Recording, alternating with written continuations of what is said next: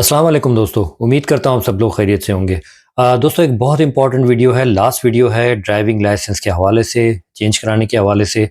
कितने दिन में आया है, इसको आप क्या-क्या कर सकते हैं, ड्राइविंग लाइसेंस के आपको क्या-क्या बेनिफिट हो सकते हैं यहाँ के अंदर, इस पे आप क्या-क्या कर सकते हैं, आगे क्या-क्या आपके लिए ऑप्शन खुल जाते हैं, एक ये चीज़ हो गई। उसके अलावा सबसे इम्पोर्टेंट चीज़ कि आपने अगर किसी आईएमटी के अंदर या किसी पुर्तगाल के ऑफ़िस के अंदर अपना ड्राइविंग लाइसेंस चेंज करने के लिए जमा किया हुआ है, तो आप उसको ट्रेस कैसे कर सकते हैं, उसका पता कैसे कर सकते हैं कि वो एनालिसिस के अंदर है, प्रिंट के अंदर है या आपको डिलीवर होने वाला है। तो उसके बारे में जो इन्फॉर्मेशन मेरे पास है, जो मैंने खुद की है, जो मुझे पता चली है, वो इस वीडियो में मैं आपसे शेयर करूँगा। वीडियो बहुत इंपॉर्टेंट है, इसको लास्ट तक देखिएगा, स्किप नहीं कीजिएगा। सबसे पहले आपसे रिक्वेस्ट करता चलूँ कि चैनल को लाइक करें, शेयर करें, सब्सक्राइब करें, बेल आइकन को प्रेस कर दें और अपने दोस्तों के साथ भी ज़रूर इसको शेयर करें। अच्छा, अब आते हैं कि लाइसेंस के बारे में थोड़ी-सी डिटेल आपको बता दूँ।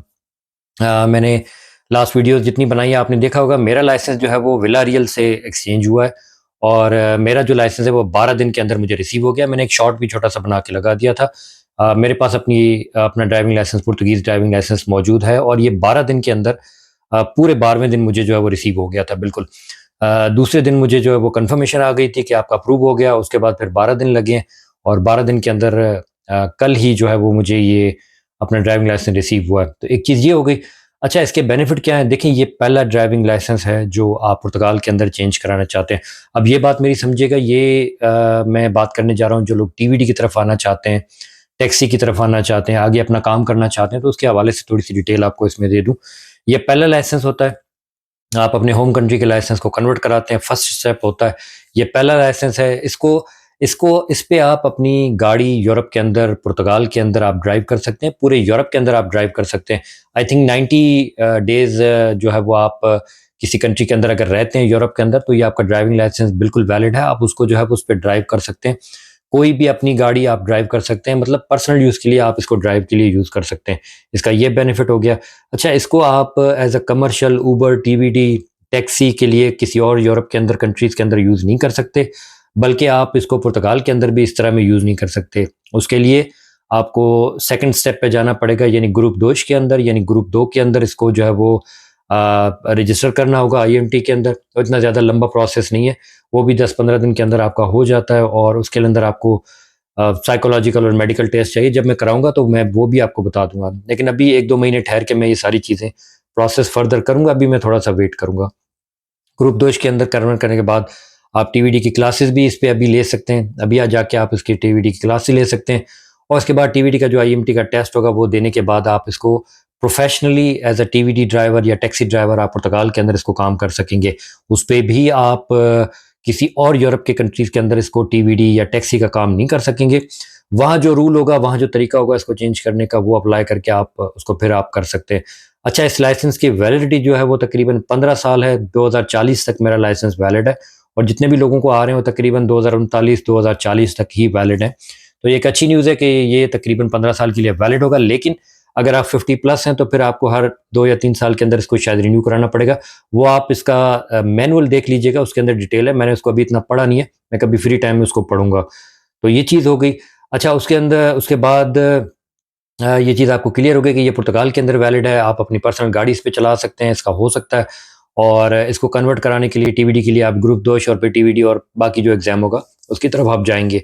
और यूरोप के किसी भी कंट्री के अंदर, जितनी भी कंट्रीज़ हैं, उनके अंदर ये वैलिड होगा और आप इस पे अपनी गाड़ी बिल्कुल ड्राइव कर सकते हैं। इसके अंदर कैटेगरीज़ A1, A2, B और B1 जो है वो है, जिसके अंदर आप साइकिल, बाइक और अपना जो है वो छोटी बाइक, थोड़ी-सी बड़ी साइज़ की बाइक, उसके अलावा आप गाड़ी और फिर थोड़ी-सी उससे बड़ी वाली गाड़ी की तरफ, कैटेगरीज़ की तरफ आप इसको कर सकते हैं। सबसे इम्पोर्टेंट चीज़ इसके अंदर आती है कि इसको आप ट्रैक कैसे कर सकते हैं। अच्छा, अब आपने आईएमटी के अंदर जो है वो अपना डॉक्यूमेंट जाके जमा कर दिए। जमा करने के बाद आपको एक मेल आती है एनालिसिस की, मुझे उसी टाइम आ गई थी। किसी को 2 दिन के अंदर आती है, किसी को 72 आवर्स के अंदर आती है, तो वो डिपेंड करता है आपके लक पे और आपके आईएमटी के।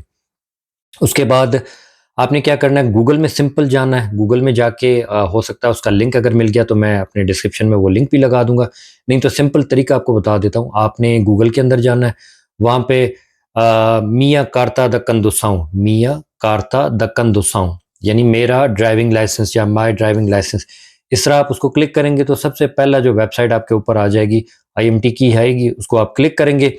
क्लिक करने के बाद उसको अंदर थोड़ा-सा नीचे जैसे जाएँगे, उस पे लिखा होगा क्लिक हियर, उसको आप दोबारा क्लिक करेंगे, तो वहाँ पे आपको 2 ऑप्शन आएँगे।